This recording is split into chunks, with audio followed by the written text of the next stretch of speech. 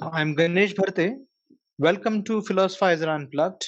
We wish to delve into philosophical intricacies through this platform, where we unplug philosophy from distracting noises and attempt to understand philosophy from the ivory tower as well as the ground. Today, we are trying to declutter the question, what is philosophy? I invite my colleague Almoso Free to introduce you to our guest for today's discussion. Thanks, Ganesh. Thank you to the listener for tuning in. My name is Almozo, and the topic of our discussion is one which some people call the noblest of pleasures, while others say that it's impractical and weird. The question that we are talking about is, what is philosophy? To put it rather simply, philosophy has something to do with ideas, not any specific kind of ideas, but the ideas themselves, whether it be ideas about nature, about society or human beings, or ideas in science or education or religions. Let's say if our concepts are a kind of mental housing that we live in, then philosophy is conceptual engineering. How an engineer examines the material and structural aspects of a physical house, a philosopher may examine the conceptual and rational structures of the mind. To sail through these murky waters, we have with us Dr. Deepthi Gangambe. She is retired head Department of Philosophy, Ferguson College. She has been guiding students of philosophy for more than a decade now and also published various articles and books. Title of her latest book, available in Marathi, can be translated as Pugmarks of European Philosophy. Please check the description box for further details. Madam, welcome and thank you for speaking with us. Thank you so much, Almoso. Thank you, Ganesh, for allowing me to be a part of this wonderful program that you have all begun. Thank you. So, ma'am, to begin, please tell us something about the project that you were recently involved with that introduces philosophical thinking to students as young as 12 years of age. And from there, how shall we begin inquiring into this central question that we are dealing with today, which is what is philosophy? Yes, Almoso, I would love to introduce this project which we call Cool Fee, which is kind of a short form of cool philosophers, because these philosophers are youngsters, as you said, of the age group from 12 to 18. The title is quite catchy for them. The assumption behind this is each one of us, including the students of this age, have the ability to what I would call to philosophize, and what we need to do is introduce what philosophy as an academic subject is and what does it do, what are its functions, what are the subjects and topics that philosophy handles to these youngsters, so that they are able to take this ahead in their own areas, whichever area they choose for their career. So this was the basic idea, and we have carried out one 3-day workshop of these kids in 2019. Last year, of course, because of COVID, we couldn't do it, but this year again we are planning to have one more workshop with the youngsters. So, so, ma'am, I just wanted to budge in and ask some questions actually. So these Yes. questions that you posed to young kids actually, but Hmm. how do these questions lead to the what we can say understanding of the core branches that philosophy has, like metaphysics, epistemology? So how did you pose these questions, and how would you introduce these positions to maybe a more adult person, and also maybe to children? So how would you go Yeah, further actually, introducing the course? huh. What we did for the youngsters was, rather than bombarding them with the jargon that is used in philosophy and its different branches, we made them talk about some things in their life. We asked them some questions which would make them realize that, yeah, they need to think deeper on seemingly unproblematic matters, something that they take for granted. We told them certain stories, we involved them in certain activities which made them realize, to give you an example, make them realize, for example, that there is a difference between appearance and reality. So things are Hmm. always not as they appear to us. We made Yes. them work through this by showing them some optical illusions, and we also asked. There was a person who was associated with us. She taught them how to create optical illusions themselves through drawing. So with this, they Okay. were initiated into the branch of metaphysics, you can say. But with adults, Ah. of course, you need not do all these things. Of course, it's good if you do them, because then people are able to relate to philosophy very fast through such stories and anecdotes and questions and activities. But there is also a different way that can be used, where you begin describing what philosophy is and how it has developed through years historically, and then take them slowly to different branches and specific problems. So, what are these main branches of philosophy, ma'am? Um, if you allow, Ganesh, I would rather want to begin with what philosophy is and what philosophy is not. And Okay. this is needed for the in the case of adults, because many a times there are a lot of misconceptions about what philosophy is. So let me first and foremost clarify that we are dealing here with academic philosophy, or philosophical thinking as it has been known since the ancient times, which is not to be reduced to any kind of religious teaching or even spiritual teaching. Philosophy is also not to be equated with one's own personal understanding of the world, where we talk about one's own philosophy being different from someone else's philosophy of life. There, we are not using the word philosophy very technically, it just means an overall understanding of yourself and the world. And what we are discussing here is not that sort of loose use of the word philosophy and the concept behind it. So, philosophy basically, etymologically, as far as the origin of the word means, uh, as far as the origin of the word goes, it means love of wisdom. So, philosophy is something that wants to attain wisdom, wisdom which is different on the one hand from intelligence, and from knowledge on the other hand. Because intelligence Hmm. is that basic capacity that you have, because of which you know certain things, and knowledge is something that you attain through the proper use of intelligence and other capacities that you have. But there is Hmm. no guarantee that intelligence and knowledge can make you wise. An intelligent or even a knowledgeable person need not be wise, but wisdom is something which can be applied to life and the way in which you conduct yourself in life. It has a practical and moral dimension. It has a Hmm. sense of proportionality built into it, and that used to be the aim of especially the ancient philosophers both in India and in the West. So philosophy is Hmm. basically a love of wisdom. But if you go to other definitions of philosophy, you will find philosophy being defined as a synoptic understanding of the world, which means that it Hmm. tries to, create a bigger picture of the whole universe before us, about existence, and what are the kinds of things that exist, how are they interrelated. Philosophers want to know everything possibly, without dividing these domains into different sections like the specific sciences such as physics, biology, chemistry do, or even social sciences for that matter, sort of slice reality into different dimensions, and they study a particular dimension from a particular perspective. Not so with philosophy, because it wants to have a comprehensive or holistic understanding of everything under the sky, as they say. So, this is Hmm. another way of describing philosophy. The third important way of describing philosophy would be that philosophy wants to study the fundamental principles of any particular domain, be it existence, be it conduct, or be it knowledge itself. The concepts, the principles which are not questioned, which are not challenged in other disciplines, are also questioned and challenged in philosophy, because it refuses to take anything for granted.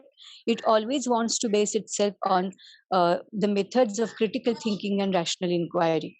I think that to begin with Hmm. is how I would like to describe philosophy. Yes, yes. So, ma'am, these So, questions then, how do they lead to the development of philosophy further? The ways Yes, that you so explain. Hmm. yes. In fact, I will say that I'll give you two sort of pointers about the subject matter of philosophy, and then we will talk about the branches in some more details. hmm. If we have to talk about the uh, subject matter of philosophy as a whole, it can be said that it basically studies four types of relations. First is the Hmm. relation between man and nature. Second is the relation between man and society.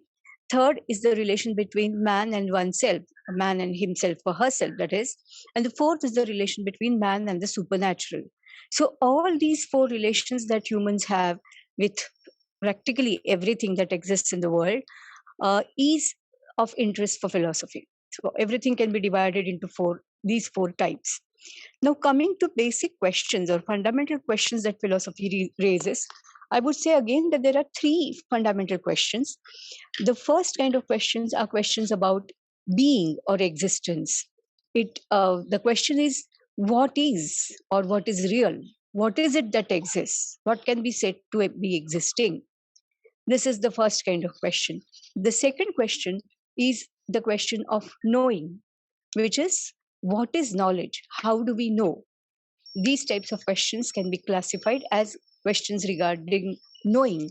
And the third kind of question is question about doing. What should I do? How should I lead my life? What should be the proper way of living life? What is good life? These questions can be classified under the question related to doing. So, being, knowing, and doing, if we take these three to be the fundamental questions of I'm sorry, three to be fundamental questions of philosophy, you can immediately see that three most important traditional branches stem up from these questions. The branch called metaphysics is the study of reality. So it deals with the questions of existence, reality, and being. The branch called epistemology deals with the question of knowledge. What is the difference between knowledge and belief, knowledge and information, knowledge and opinion, etc. See, there have been so many branches of knowledge which we all know of, but none of this branch raises this very pertinent and very fundamental question: what is knowledge? When am I justified in saying that I know something? Now, these are the questions that are taken up by epistemology. It also studies another important concept, namely the concept of truth, and tries to understand what truth is and when do we say that a statement or a judgment is true, for example. The third branch, a very important branch from the practical view of life, is the branch of ethics concerned with doing, as I said, which raises the question what is see, all of us human beings are basically agents.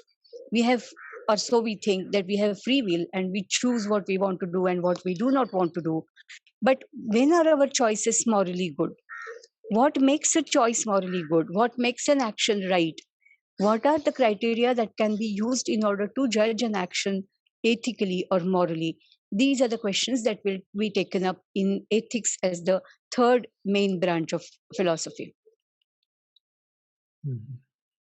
So, ma'am, is ethics really necessary? Because we have other fields of inquiry into what should be done and what should not be done, or what is right and wrong, how to behave, like religion, law, and or the traditional customs which guide our conduct. So, is ethics really necessary in dealing with such type of questions? Absolutely. You are right. I get the sense of this question that you are asking.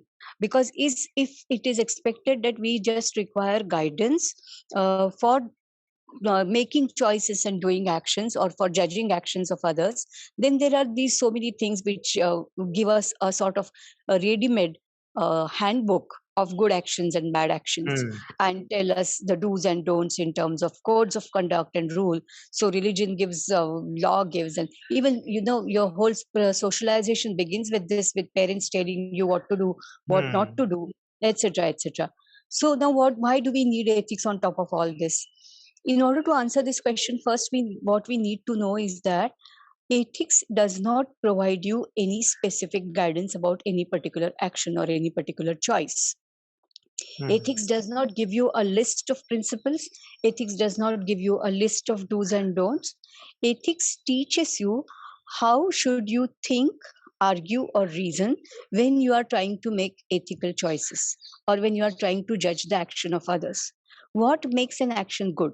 Now, if you refer to, let's say, customs, then customs would just tell you that, for example, telling truth is good. Just think of the 10 commandments or think of the Yamas that our traditions have. And you are told that non-violence is good, for example, truth is good, non-stealing is good, etc., etc. But ethics will go beyond that and ask you, what makes all these things good? Why are they called good? Why is something else not called good? So what are the fundamental criteria on the basis of which we determine that something is good or something is bad, something is right and something is wrong? This is what ethics makes us aware of. For example, do we judge actions in terms of their consequences, or do we judge actions in terms of the motives for which the action has been performed? Unless you know the criteria, you will not be able to think for yourself and make choice through your freedom of will. See, one point that needs to be kept in mind is that all the other things that we have talked about, religion, law, custom, opinion of the majority, or the familial values, etc., etc., all of them would have certain limitations because they are all historical products. They have these rules that we are given, the criteria we are given are uh, a result of the times for which they were prepared. And when the times change, these criteria may not be useful for the changing times. But if you stick to the old laws and customs, maybe you will end up doing unethical things. And in order to know what is ethical and unethical, it's necessary that you go beyond all such frameworks and think freely. And ethics enables you to do that. That is the whole point. Yes. It's interesting, So, ma'am, if I may say that you said that it's not about telling somebody what is right and wrong, but it's about understanding how something becomes right and wrong or good or bad. Because in general parlance, when we talk these days, when we say that this is ethical, that is unethical, then the meaning that comes out is that this is the right way to do it or this is the wrong way to do it. But Yes, I think what you're saying is philosophy tries to understand why something is being said that it is right or why something is being said that this is wrong, but not necessarily concluding that this is the right way or that is the wrong way. Is correct. that correct? So, yes, it's correct. Yes, ma'am. So, ma'am, this other branches also which you spoke about, metaphysics, Yes, epistemology, I'm trying to go back to those branches because I think the listeners would find those terms a little bit complicated and new in the sense something called correct, metaphysics correct. and epistemology. Yes, And yeah, ethics somehow we understand more or less because it's more about action and it's related. So everyone can relate to that, but there are many questions in that too. But we will try to little bit expand on these terms, metaphysics and epistemology. for sure. So, You are absolutely right that ethics and moral philosophy is something that probably everybody understands. But metaphysics and epistemology seem to be too technical for them. So let me explain. So it's not a rocket science in a way. You just have to understand the idea behind it, and you will realize that it's pretty simple. And the basic distinction, for example, which metaphysics, which I said, is a study of reality, study of existence of being as such. Um, the basic distinction that it talks about is the distinction between reality and appearance, which every common person understands. You will find proverbs in all languages which refer to this distinction, isn't it, Ganesh? Do you remember some certain proverbs which we have? yes, yes, I like this remember, is the sanasta that you are talking about. yeah. Or in English, we say all that glitters is not gold. Yeah. We also say the mountains appear to be blue from a distance. So this shows that even the common person knows that things may appear to you in a certain way, but they may not be really so. Now, what is that being Even really such and such? Yes. even this actually our everyday life we have so Hmm. many deceptions actually, like on the Hmm. social media everyone appears to be very beautiful, while on the other hand when we look at the government identity cards everyone appears to be so ugly. So the True. picture is actually kind of the appearance, but underneath who that person is, it is kind of a deceptive thing actually. Yes. I totally agree with you, Ganesh. If you see all the social media pictures, everybody would love to say that that is what I am.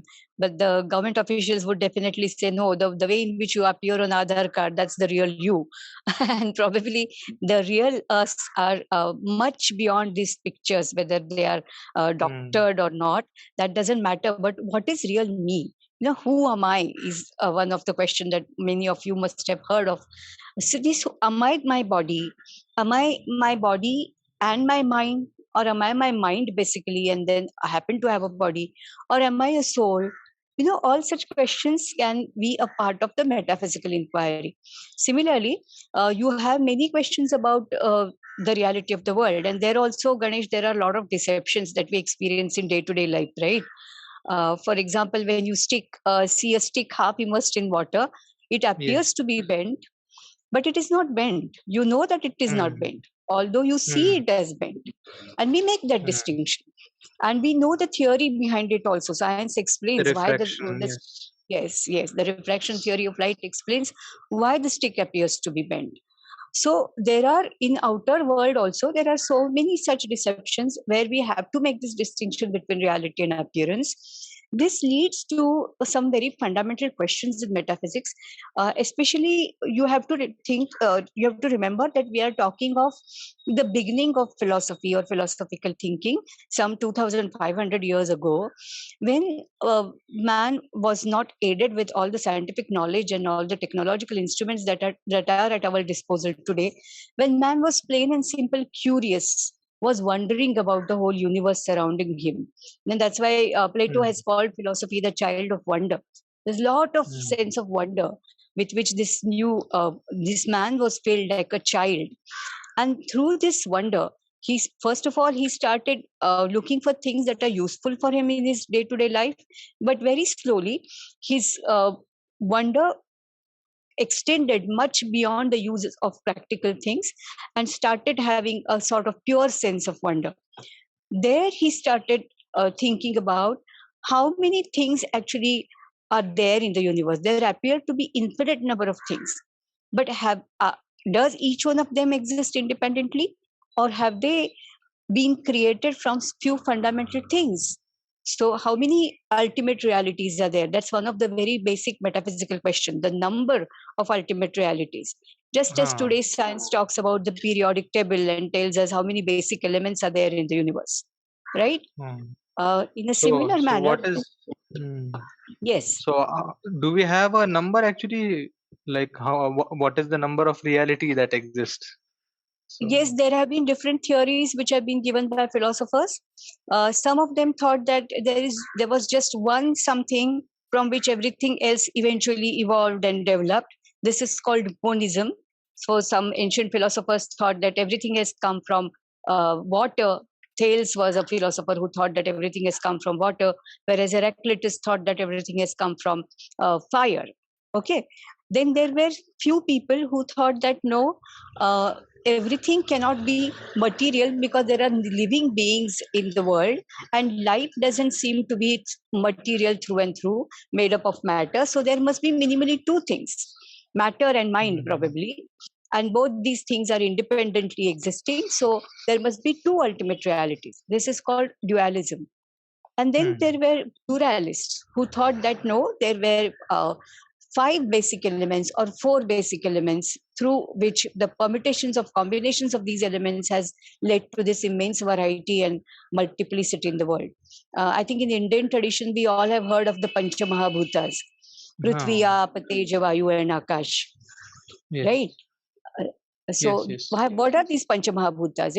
These are the basic great elements from which everything else evolved. That was the idea. So this was Yes. one important question Uh, in metaphysics. The other important Monism and question was, Advait. Yeah. yes, yes. I'm sure many of her have heard of Adi Shankaracharya and Advait Vedanta, which is a very Hmm. popular philosophy in India. So Advait Vedanta basically is monistic because it thinks that there is nothing but Brahman in the whole universe. Brahman is real, nothing else is real. Yeah, so that Hmm. is a variety of monism. Another question that I would like to mention here is the question regarding the nature of reality. whatever the number is, everything made up of matter, these 4 or 5 elements that we refer to. Does consciousness also arise from the combinations of these 4 elements in a particular proportion? Or does Hard consciousness problem. or mind or soul or idea exist independently of matter? That is another very important question dealt with in metaphysics. And you have 3 theories, broadly speaking, proposed as answer to this question. One is called materialism, which says that the ultimate reality is of the nature of matter. It is not consciousness per se, but it is matter, and consciousness and every other thing, in fact, is a manifestation of matter developing in a particular way. Then there is idealism, which says that no, the basic or ultimate reality is of the nature of consciousness, and matter evolves from this. Or some philosophers have even gone to the extent of saying that matter does not exist. The third position is called realism, which says that both matter and mind exist in their own right, exist independently of each other. So that is a very broad, what should I say, sketch Categorization. of metaphysics for you. Yeah. Mm. Mm. So Do you want me to give you some idea about epistemology too? Yes, ma'am. yes, Please actually, go ahead. Hmm. Yeah, see, in fact, I would like to begin by saying that you cannot really separate the questions of being and the questions of knowing, or the questions of existence and the questions of knowing. Because when you want to assert that something is real, for let's go back to our own example and about the stick. When I say, suppose I'm explaining this to a young kid who is watching this for the first time, who would insist naturally that the stick is bent, and I would say, no, really, it is not bent. Huh? In reality, the stick is straight, it is appearing to be bent. The question that the child is going to ask me is, how do you know that it is straight? Isn't it? yes. So, what is there, what is real, and what is unreal? In order to make such claims or assertions, you have to delve into the question regarding how do we know it? What are the sources of knowledge? And it's here that metaphysics, as it were, flows into epistemology. Epistemology is a study of knowledge and the related concepts and problems related with the concept. Episteme, a Greek word, actually means knowledge. Now, when do we say, I mentioned this question earlier, when am I justified in saying that I know something? This is a very important issue, and this is a very relevant question even today. Because, see, we are being bombarded through various kind of information from various social media platforms, and it's so difficult to know what is the right information and what is not the right kind of information, what is Yeah. truth and what is not, what is fake, for example, what is fake news. So we have to make a distinction between knowledge and information. Mere information is never knowledge, or what we have believe in. deep fake also now. Deep fake videos, Yes, doctored videos are there. doctored Unable videos. to understand, what is Yeah, real and what is not. recently I saw Huh. they were even we can use old pictures and through AI we can even make those pictures move or Yes. so you can't really Yeah, make Marie out. Curie, I saw. Yeah, Marie Curie's picture. They have taken that picture, and Mm, if she was kind of living, we would have taken a video of her. We could see her. I yeah. saw that few days back. Oh, yes, yes. Right. So technology is making all such things possible. But these doctored videos, because we many a times, if you see it with your own eyes, believe it. That used to be our previous wisdom, isn't it? आपण म्हणायचो डोळ्यात आणि कानात 2 बोटाचं अंतर असतं. कानाने ऐकलेल्यावर विश्वास ठेवू नये, पण डोळ्यांनी बघितलेलं तर खरं मानावं लागतं. Now we see these doctor videos with our own eyes. It's not just hearsay. No, we see it, but Yeah. what we see is not true. So it's so important to know what is truth and what is knowledge, and how knowledge has to be distinguished from information, from belief, and from opinion. This is what epistemology does. It studies Yes, these ma'am. questions and the sources of knowledge, basically. Right. Very interesting, ma'am. Like what you're saying about epistemology, because as the technological advancement is happening, the scope of epistemology also is changing now. As we say this, that because of AI now we can't trust our eyes also, which used to be a source of true knowledge earlier. So now the Correct. scope of this information and the analysis which it requires also has changed. So this also points to the understanding that how this epistemology as a subject can help us navigate through these problems which virtual reality, as we are saying, which is a kind of a metaphysical reality. That's why we are saying virtual reality. Yes. Does that make sense? So, yeah, Yeah. well, see, the Yeah. whole idea of virtual reality, and then, the very pertinent question is how to make a distinction between actual reality and virtual reality. What is actual and what is virtual? Because in a way, even virtual is actual in some sense. It has some degree of reality, but still Yes. you would not call it actual. Now, what is that a sense of actuality that you are actually using? When do you say that something is actual? See, we are again led into metaphysical questions. Do you realize? From questions of knowing the difference between actual and virtual, we are once again led into a metaphysical question: what is it that we What can is call real? actual or real?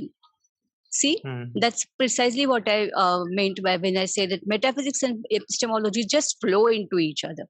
And that is why it is so Interdependence. important to know, what is reality and how do we know what is real? Because what are we supposed to do is can only be chosen on the basis of what is real and the way we know it, isn't it?